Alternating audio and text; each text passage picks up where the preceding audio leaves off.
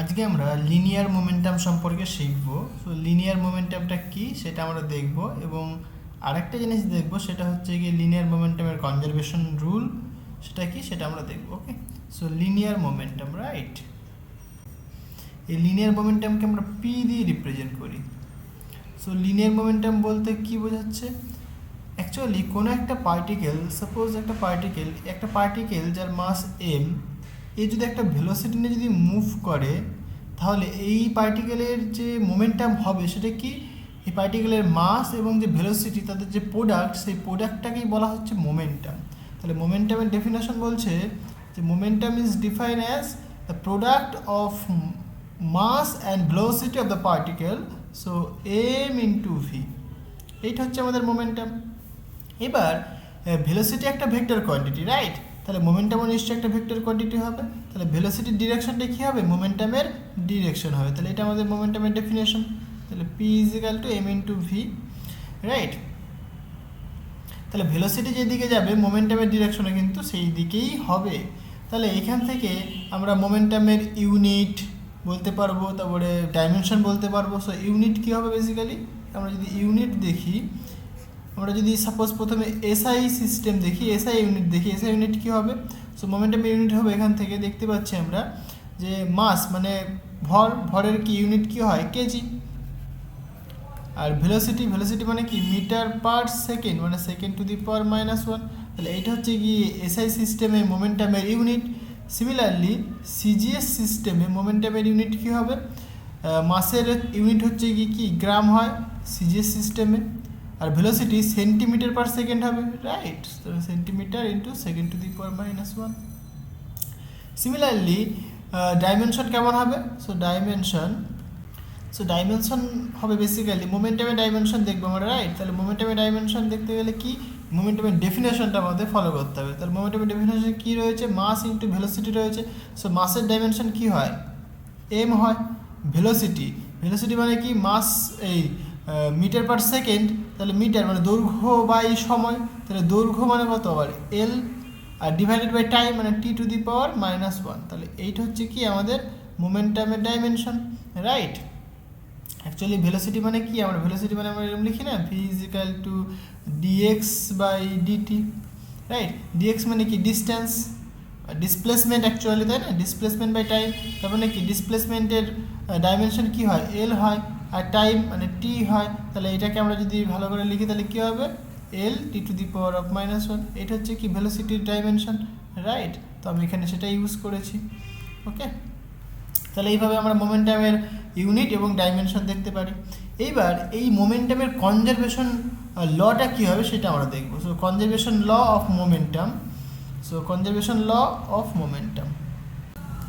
Actually মোমেন্টামের conservation লটা বলছে যে যদি এক্সটার্নাল ফোর্স যদি জিরো হয়, একটা সিস্টেমের ওপর বা একটা অবজেক্টের ওপর যদি এক্সটার্নাল ফোর্স যদি জিরো হয়, তাহলে বলবো আমরা সেই অবজেক্টটা বা সেই সিস্টেমটার মোমেন্টাম মানে লিনিয়ার মোমেন্টাম কী হবে? কনজার্ভড হবে।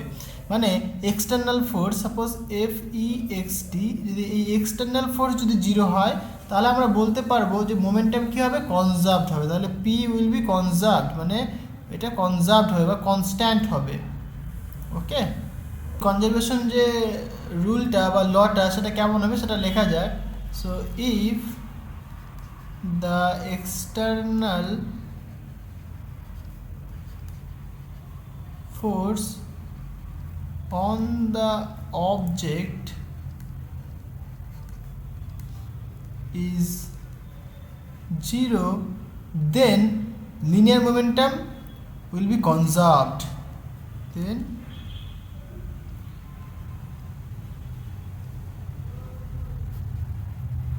term will be conserved, right? So সেটা দেখা যাক। মানে এক্সটার্নাল ফোর্স যদি জিরো হয়, তো according to Newton's second law, so আমরা কি জানি যে external force on the object f, সেটাকে EXT বলছি আমি, ইকুয়াল টু ডিপি ডিটি, তাই না? পি হচ্ছে কি মোমেন্টাম। তাহলে কনজারভেশন ল কি বলছে? যদি এক্সটার্নাল ফোর্স জিরো হয় তাই না? এফ এক্সটার্নাল এটা যদি 0 হয় তাহলে আমরা কি লিখতে পারবো? সুতরাং আমরা লিখতে পারবো যে dp vector by dt that is equal to 0, তাই না? তাহলে এখান থেকে আমরা কি করতে পারি? সুতরাং তাহলে এই ডিপি ডিটি, তাহলে এটাকে আমরা এরকম লিখতে পারি না যে dp vector equal to 0 into dt. এবার এটাকে আমরা কি ইন্টিগ্রেশন করতে পারি, রাইট? ইন্টিগ্রেশন করলাম, তাহলে আমরা যদি ইন্টিগ্রেশন নিই তাহলে এখানে একটা কনস্ট্যান্ট নিতে হবে, এটাকে আমাদের ইন্টিগ্রেটিং কনস্ট্যান্ট। তাহলে এর ইন্টিগ্রেশন করলে পরে এখানে পি ভেক্টর পাবো আমরা, মানে পি, আর এটা করলে কি 0 পাবো প্লাস সি, মানে সি একটা কনস্ট্যান্ট, তাহলে সি মানে সেটা কি বেসিক্যালি একটা কনস্ট্যান্ট। ওকে, তাহলে আমরা কি দেখতে পাচ্ছি যে মোমেন্টামটা কি হচ্ছে? কনস্ট্যান্ট হচ্ছে। যদি এক্সটার্নাল ফোর্স 0 হয় তাহলে কি সে অবজেক্টের ওপরে যে মোমেন্টাম, অবজেক্টের যে মোমেন্টাম সেটা কি দেখতে পাচ্ছি আমরা? কনস্ট্যান্ট। কনস্ট্যান্ট মানে কি? আগে যা মোমেন্টাম ছিল পরে মোমেন্টামও তাই থাকছে, মানে সর্বদাই কনস্ট্যান্ট থাকছে মোমেন্টাম। যদি এক্সটার্নাল ফোর্স 0 হয় তাহলে মোমেন্টাম সর্বদাই কি কনস্ট্যান্ট থাকছে। এটাকে একটু এক্সাম্পল দিয়ে বোঝা যাক। সো সাপোজ আমার কাছে দুটো অবজেক্ট রয়েছে, রাইট? এই একটা অবজেক্ট, এই একটা অবজেক্ট। সো এই অবজেক্টটা সাপোজ একটা ভেলোসিটি নিয়ে মুভ করছে, সেটা বলছে আমি সাপোজ v2 ভেলোসিটি নিয়ে মুভ করছে, এবং এই অবজেক্টটার মাস বলছে আমি m2। সিমিলারলি এই অবজেক্টটা একটা ভেলোসিটি v1 নিয়ে মুভ করছে এবং এর মাস আমি বলছি সাপোজ m1। এবার এই যে তার এই দুটো অবজেক্ট লিনিয়ারলি মুভ করছে, রাইট? এবার একটা সময় কি করলো, তারা একটা স্থানে এসে কোলাইড করলো, এইখানে এসে তারা কি করলো? কোলাইড করলো, রাইট? এইখানে এসে তারা কোলাইড করলো। তাহলে এটা হচ্ছে বিফোর কলিশন। এখানে কি কলিশন করলো, কলিশন করার পরে কি হচ্ছে? এই অবজেক্ট দুটো মুভ করছে। সো এই অবজেক্টে মুভ করছে সাপোজ v2 প্রাইম ভেলোসিটি নিয়ে, এর মাস কত ছিল? m2 ছিল। সিমিলারলি এই অবজেক্টটা মুভ করছে সাপোজ v1 প্রাইম ভেলোসিটি নিয়ে এবং এর মাস ছিল m1। তাহলে এইটা হচ্ছে গিয়ে বিফোর কলিশন। এটা কি বিফোর কলিশন? এটা তাহলে এটা বিফোর কলিশন।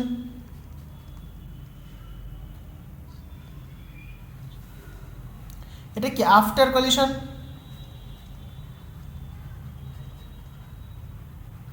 এটা কলিশন পয়েন্ট, এটা তাই না? এটা কি collision point,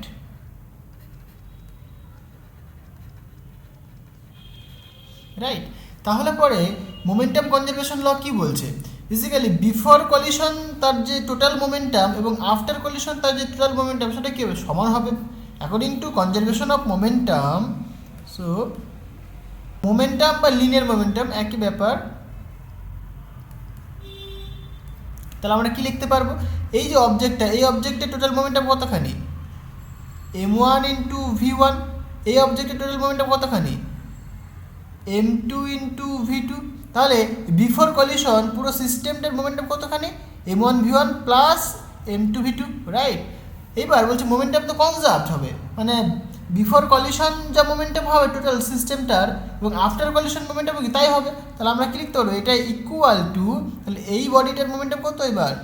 m1 v1 prime plus এটা কি হবে? m2 v2 prime. সো এইটা হচ্ছে গিয়ে মোমেন্টাম কনজারভেশন ল, রাইট? সো বিফোর কলিশন তার সিস্টেমটার যে মোমেন্টাম সেটা ইকুয়াল টু আফটার কলিশন তার যে মোমেন্টাম সেটা হবে। তাহলে এইভাবে কিন্তু আমরা প্রুভ করতে পারি। সেটা খুবই ইম্পর্টেন্ট। আজকে এই পর্যন্তই থাক, দেখা হবে আবার নেক্সট ভিডিওতে। Thank you.